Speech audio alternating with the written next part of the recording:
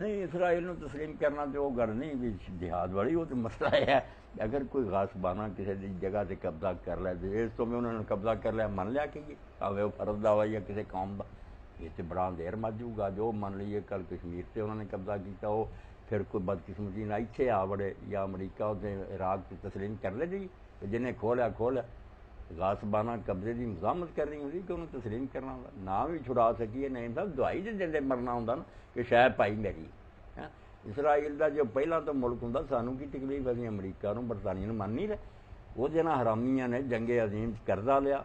इन्हों की कमर टुट गई उस कर्जे जो खुफिया वादा कर लिया अरबां ने उधर चकमा दिता तुसीं तुर्कां के खिलाफ हो जाओ सल्तनत उस्मानिया का बेड़ा गर्क किया तुहानूं असीं आज़ाद हुकूमत बना देंगे शाम इराक सारे तुहाडे होणगे शरीफ मक्का नूं धोखा दिता बाद तो सारे आप खोल है कोई फ्रांस ने कोई 100 साल हुकूमत की कख भी ना लभा अरबां नूं ते नाल इन्हां नाल जिहड़ा खुफिया यहूदियां नाल वादा कीता कर्जा दे दिओ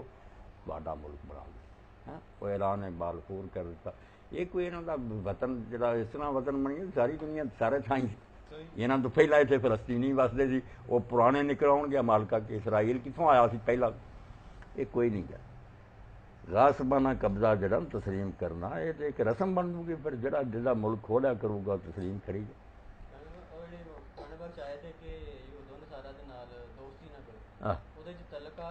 या हिंदी का अमरीका तो एक इमाम आया यूनीवर्सिटी पिछले जी अखबार उन्होंने कहा कुरान से है कि अंदाजा करो कुरान से एक जगह नहीं बार बार भरिया कि इन्होंने दोस्त ना बढ़ाओ इन्हों के दिल थोड़े खिलाफ बुगद ना भरे आ इन्हों की जुबाना तो जो विचार होंगे बहुत थोड़ा ये तनहाई हथ वड़ के खाते कि तुम मुसलमानों चबा दो वो इमाम ने बयान दिता अमरीका कितने वो मुलाजमत करता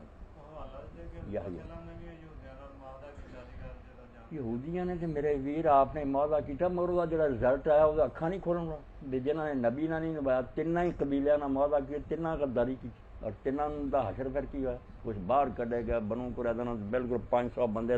खंदक के किनारे से खड़े होकर आपने सिर कटवाए उन्होंने अज तक यहूदी रोंदे बेडी सख्ती यार नबी ने 500 बंदा लौनियाँ बना लिया उन्होंने औरतों इस तो रिजल्ट नहीं गए जिन्हें नबी ना नहीं निभाया सब सबक सीखन